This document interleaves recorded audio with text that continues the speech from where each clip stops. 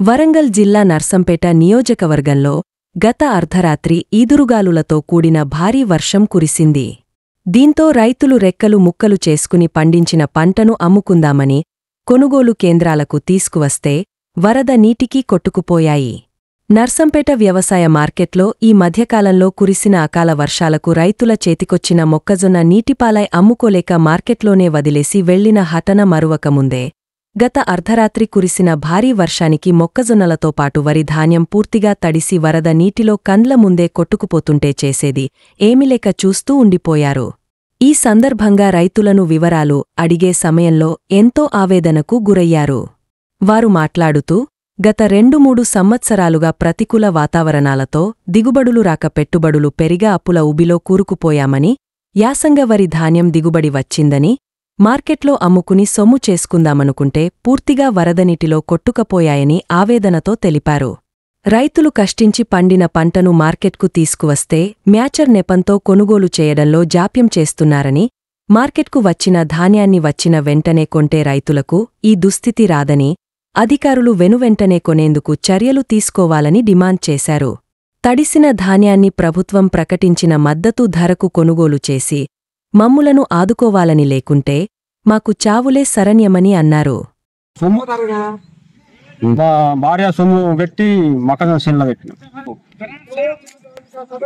మొక్కజొన్న పెట్టుడు చేసి మొత్తం చేతికి పంటలు పోయినాయి. రాత్రి గాలి వారం బాగా వర్షం వచ్చి జొన్నలన్నీ కొట్టుకపోయింది. 2 ఎకరాలున్నర, ఆ ఎకరం అనిసుతం లేవు, మొత్తం పోయి కాలువలను పడ్డాయి. నీళ్ళ దేవుకున్నా కానీ చేతికి ఎత్తలేవు. అధికారులు ఎక్కడ వచ్చిన నిన్న మొన్న సెలవులు అటే ఉంటారు.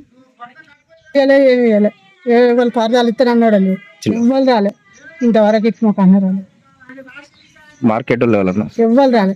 పోసిన పరదాలు కట్టినవి కూడా మొత్తం వడ్లు కొట్టుకుపోయి మోర్లో పడ్డాయి.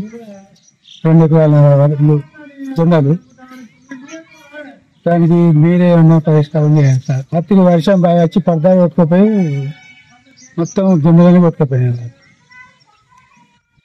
అలా నిన్న రాత్రి పుట్టిన అకాల వర్షానికి జొన్నలన్నీ తడిసి కప్పిన పడదాలు అన్నీ కొట్టుకుపోయినాయి.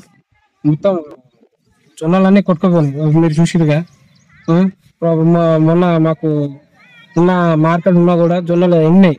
దాదాపుగా మ్యాచ్ 13-14 వచ్చినా కూడా అధికారులు మాకు తీసుకోలేదు. ఈ జొన్నలన్నీ తడిసి వచ్చాయి. దాదాపు వేసుకున్న పంట పెట్టుబడి కూడా రావట్లేదు, మొత్తం కొట్టుకుపోయినాయి. చాలా 2 రకాల జొన్నలు మొత్తం కొట్టుకుపోయి ఉన్నాయి. మాకైతే ప్రభుత్వం ఆదుకోవాలి, లేకపోతే లేదు. గిట్టుబాటు ధర కూడా పెట్టరు మన తడిసిన జొన్నలకు. చాలా అంటే చాలా బాధలు ఉన్నాయి.